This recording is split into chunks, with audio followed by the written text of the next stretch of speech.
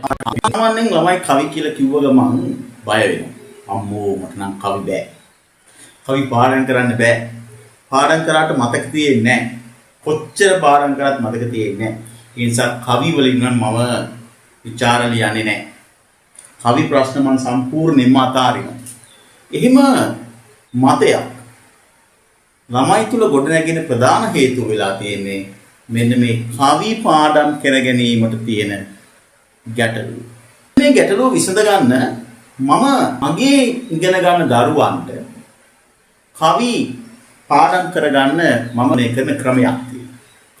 ඒ ක්‍රමය තමයි පුතේ පේලි 4න් එක පේලියක් අපි මොකද්ද කරන්නේ? පොත බලාගෙන පස් වතාවක් නැත්නම් පස් සැරයක් කියවන. මොකද කරන්නේ පළවෙනියට පොත බලාගෙන පස් සැරයක් අපි එක පේලියක් විතරක් කියවන. ඊළඟට මොකක්ද අපි කරන්නේ? පොත බලන්නේ නැතුව ඒ පස් වතාවක් කියවපු කවි පේලිය නැවත පස් වතාවක් කියන. ඇත්තටම කියනවා කිව්වට මං වඩාත් හොඳයි කියලා යෝජනා කරන්නේ ඔබට කැමති තාලයකට ඔබට කැමති රිද්මයකට ඒ කවි පදය ගායනා කරන්න. අන්න බලාගෙන පස් වතාවක් කිව්වා, බලන්න නැතුව පස් වතාවක් කිව්වා. ඊට පස්සේ පුතේ නොබලම කොළයක හරි කොතන හරි අපි ඒ කවි පදය ලියනවා. ඊළඟට අපි මොකද්ද කරන්නේ? දෙවනි පේලිය ගන්නවා පුතේ. බලාගෙන පස් වතාවක් කියනවා, බලන්න නැතුව පස් වතාවක් කියනවා.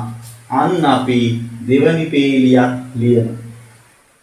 තුන්වෙනි පේලිය ගන්නවා, බලාගෙන පස් වතාවක් කියනවා, බලන්න නැතුව පස් වතාවක් කියනවා. අපි ඒ පේලියක් ලියනවා. හතරවෙනි පේලියත් ඒ විදියටම අරගන්නවා, බලාගෙන පස් වතාවක් කියනවා, බලන්න නැතුව පස් වතාවක් කියනවා. ඊට පස්සේ ලියන. ඊළඟට අපි මොකද්ද කරන්නේ? අන්න බලනවා අපි බලාගෙන පස් සැරයක් එක සැරේ දැන් කවියම කියනවා. දැන් මෙච්චර වෙලා පේලි කඩාගත්තා. නෑ දැන් අපි ඊළඟ පියවර විදියට මොකද්ද කරන්නේ? පස් සැරයක් කවිය බලාගෙන කියනවා. අන්න ඊළඟට අපි මොකද්ද කරන්නේ? බලන්න නැතුව කවිය පස් සැරයක් කියනවා. ඊට පස්සේ අපිට පුළුවන් බලන්න නැතුවම කොතන හරි ඕක ලියන්න. බලමු අපි මේ කියන ක්‍රමයට, මම මේ කියලා දීපු ක්‍රමයට කවියක් පාඩම් කරන්න ඔබට කොච්චර වෙලාවක් යයිද? මේ කියන ක්‍රමය සාර්ථක සිංහල ඉන්දික ලක්මාල් අම්මා තරමටම සමීප සිංහල පන්තිය.